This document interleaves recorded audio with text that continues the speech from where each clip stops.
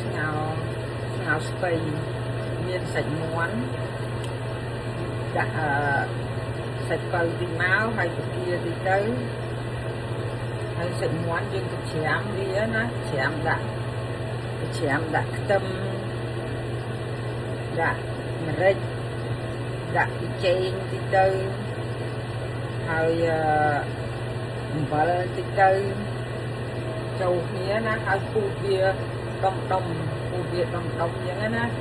ពូតដុំអញ្ចឹងហើយយកមកបង់ងាស់វាតិចទៅឲ្យវាឆ្អិនណាឥឡូវឆ្អិនហើយយើងដាក់ហើយយើងបង់ស្ពៃចូលទៅបង់ស្ពៃចូលទៅណាស្ពៃចូលទៅណា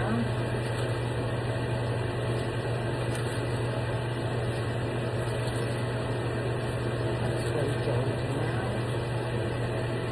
ហើយយើងកូរវាចឹងតិចណា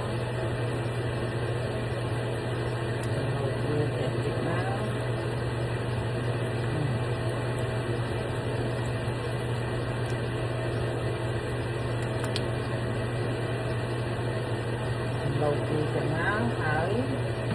bên cạnh trường kia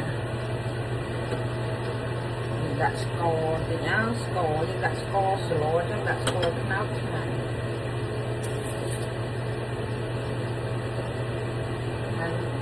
đặt cái cây thì áo cây ngành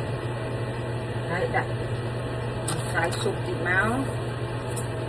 ចូលយ៉ាងណាmìnhដាក់ណាហើយយើងនិយាយទៅដល់ចឹងយើងមកដាក់ចូលគ្នាចឹងណាហើយ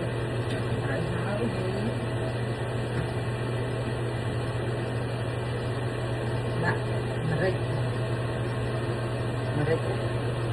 ហើយយើងតិចមក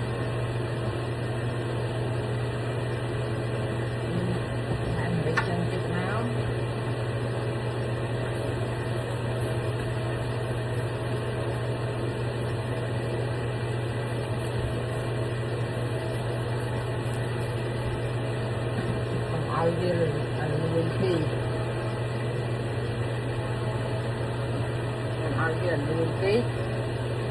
យើងដាក់លឹកខ្ទឹមចូលមកដាក់លឹកខ្ទឹមហើយយើងដាក់ខ្ទឹមបូងណា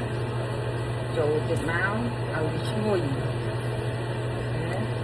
ហើយយើងភ្លក់មើលទៅសាបប្រៃល្មមស្រាប់តែចូលចិត្តចឹងណាnấu chén này yummy look yummy food soup ấy soup Khmer